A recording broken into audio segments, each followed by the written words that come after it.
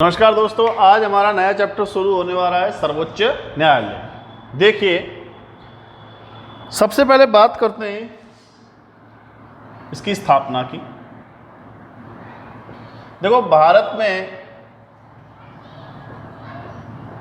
सर्वोच्च न्यायालय की स्थापना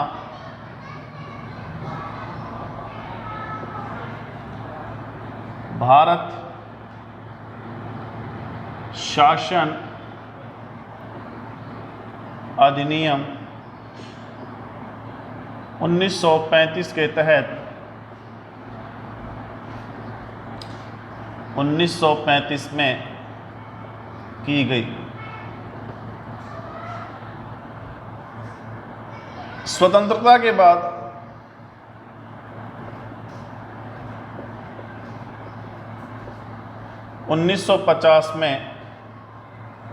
स्वतंत्रता के बाद 1950 में सर्वोच्च न्यायालय का पुनः गठन किया गया।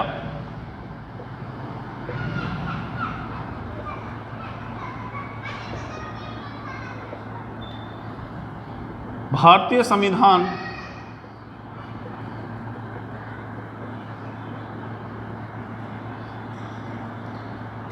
के अनुच्छेद 124 में सर्वोच्च न्यायालय का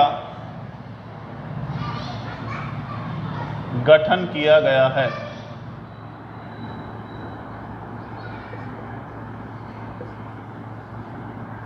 सर्वोच्च न्यायालय में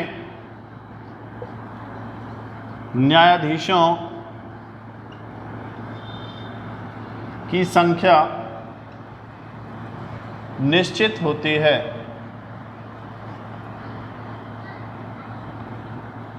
वर्तमान में सर्वोच्च न्यायालय में एक मुख्य न्यायाधीश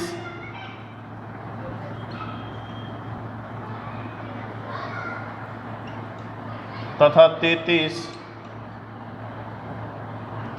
अन्य न्यायाधीश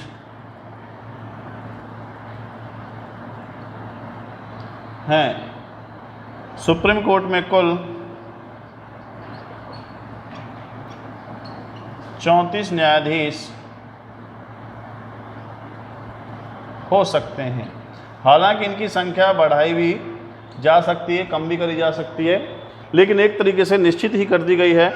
तो देखो, भारत में सर्वोच्च न्यायालय का जो गठन किया गया, स्थापना की गई, वो सबसे पहले भारत शासन अधिनियम 1935 के तहत कब की गई? 1935 में की गई। लेकिन इसका राष्ट्रीयकरण का कहा जाए, संविधान में सम्मिलित कब किया गया? वो स्वतंत्रता के बाद 1950 में इसका पुनः क्या किया गया? गठन किया गया। भारतीय संविधान में इसका वर्णन भारतीय संविधान की धारा 124 में मिलता है। सर्वोच्च न्यायालय में न्यायाधीशों की संख्या फिक्स होती है। पहले ये 31 थी, वर्तमान में कितनी हो गई? 34 हो गई है। 3 न्यायाधीशों को और बढ़ा दिया गया है। तो वर्तमान में सुप्रीम कोर्ट में एक मुख्य न्यायाधीश है और 33 अन्य न्यायाधीश हैं। हालांकि इनकी संख्या को बढ़ाया भी जा सकता है। आगे बात करते हैं, इन न्यायाधीशों की नियुक्ति कैसे होती है भाई? किस प्रकार से इनको नियुक्ति दी जाती है?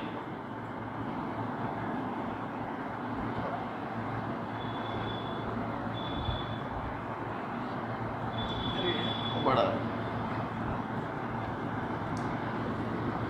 दूसरा नियम कस्ट। हाँ भाई, अब हमारी हेडिंग है सुप्रीम कोर्ट में न्यायाधीशों की नियुक्ति।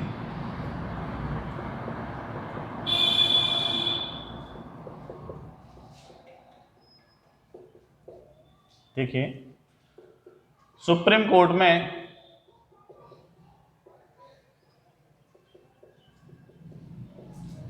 न्यायाधीशों की नियुक्ति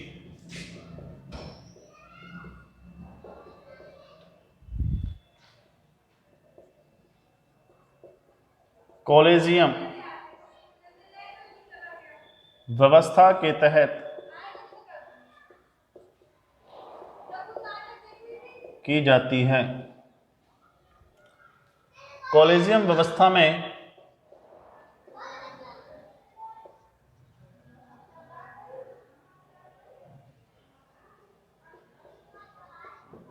सुप्रीम कोर्ट का एक मुख्य न्यायाधीश,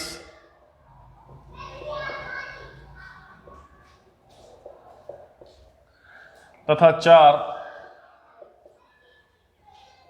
वरिष्ठ न्यायाधीश होते हैं।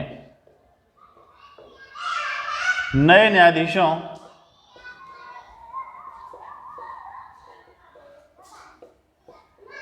की नियुक्ति के संदर्भ में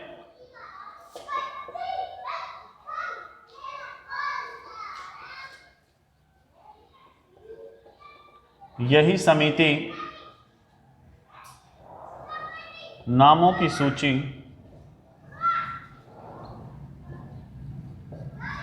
राष्ट्रपति को सौंपती है।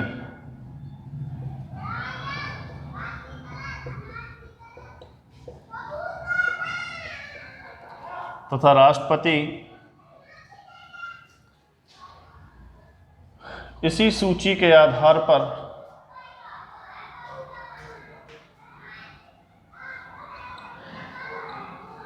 न्यायाधीशों की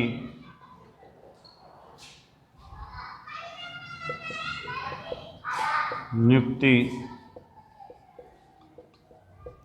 करता है।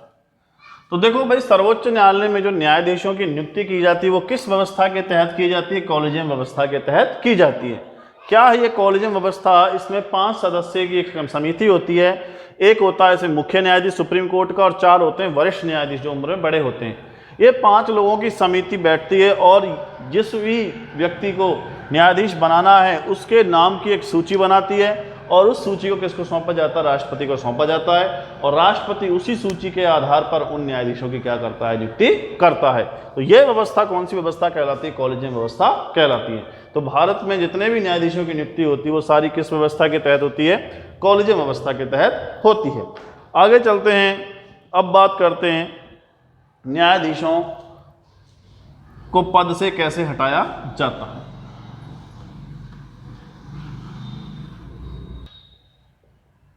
न्यायाधीशों पर महाभियोग।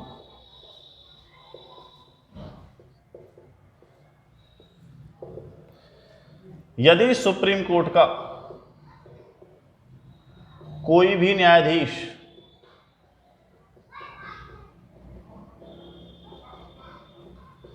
अपने पद का दुरुपयोग करता है या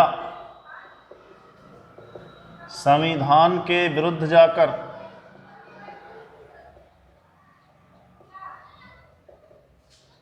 कार्य करता है तो उसे महाभियोग प्रक्रिया द्वारा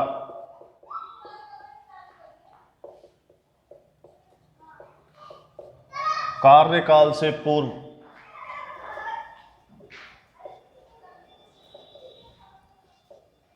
पद से हटाया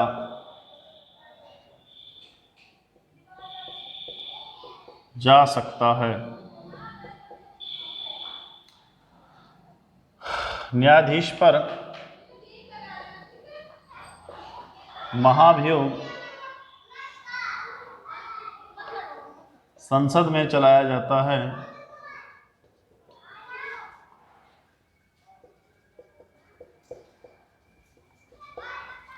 तथा संसद से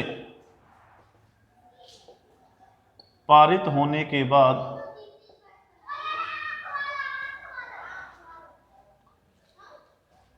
राष्ट्रपति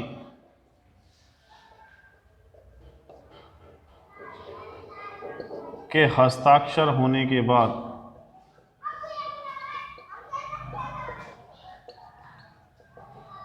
न्यायाधीश को पद से हटा दिया जाता है।